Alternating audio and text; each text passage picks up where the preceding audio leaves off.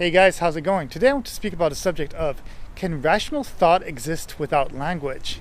Well, what do you consider language?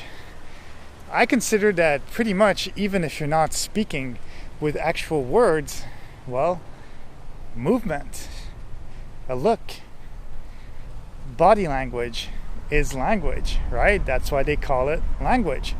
So you got to think, what is language for you? I think that rational thought can exist in many, many different types of creatures and people, and even, for example, trees, ants, snakes, all the animals, pretty much everything pretty much that is existent on this earth and that has some form of life in them has a way of communicating with each other.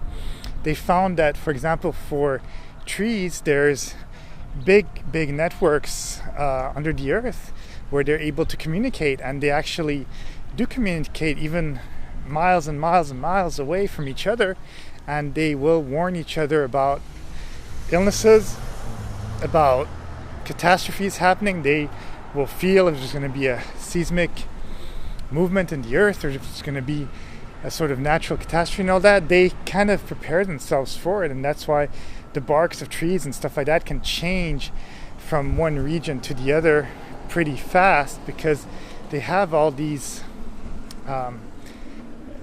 defense mechanisms that are there in place in order to help people to, well, help themselves, help their species to survive.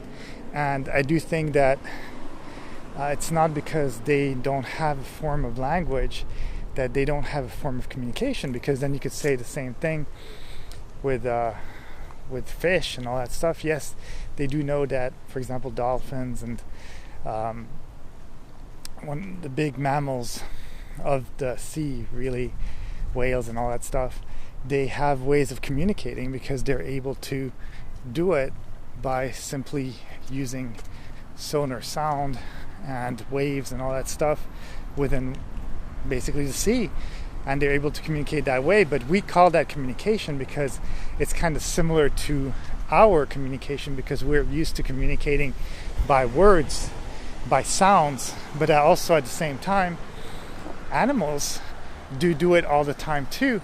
They're able to express many different things. The wolves express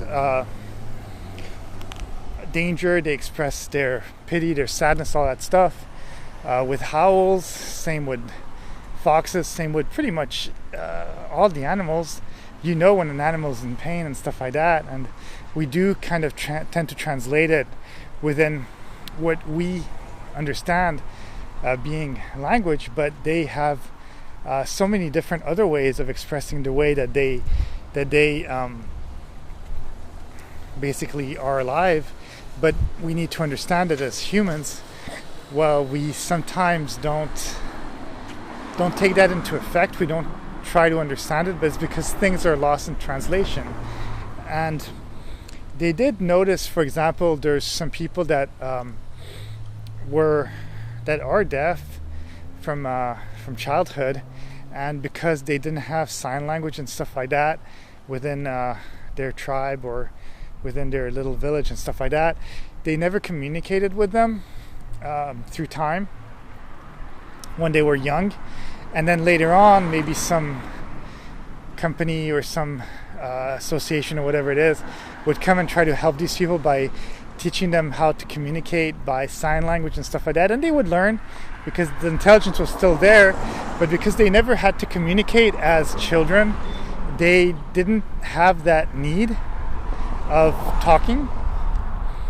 They could express, and they did want to express sometimes if they had pain or if they were hungry, just basic things in some way, kind of very animalistic in some way, but we're animals anyways. But so they would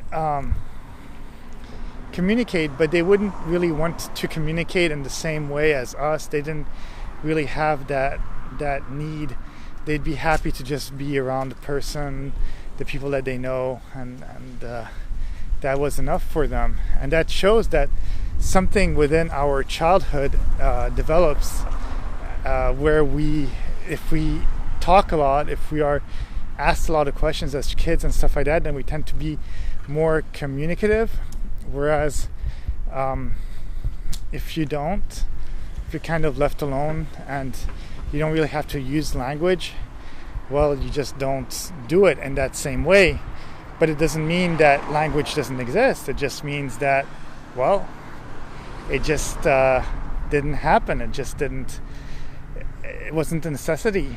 But language is definitely not just verbal. I do feel that sometimes even definitely the earth with the ozone layer and the mountain caps melting and the North Pole, South Pole melting and all that stuff, and if there's numerous animals dying and places and stuff like that, well, what is the earth communicating to us? Well, it's basically telling us that it's in pain, that it needs to recover, there's something wrong.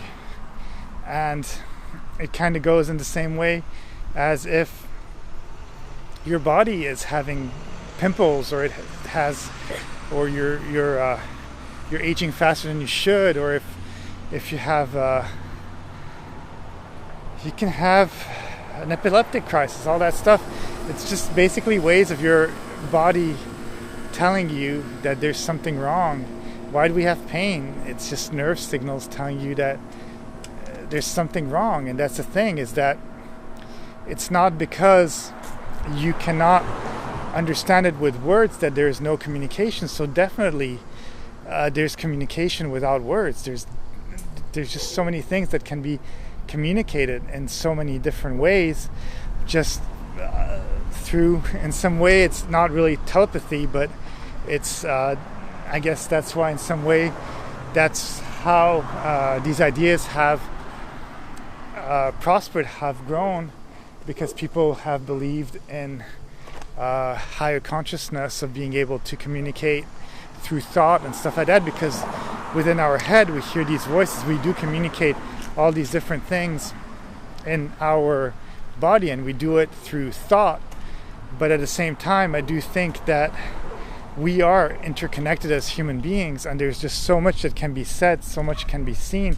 If you see a person sick in the street and stuff like that, if you really watch a person, you often can usually tell that there's something wrong, but we tend to ignore these things. And it's sad, because at the same time, I think that we ignore them because we don't really want to help.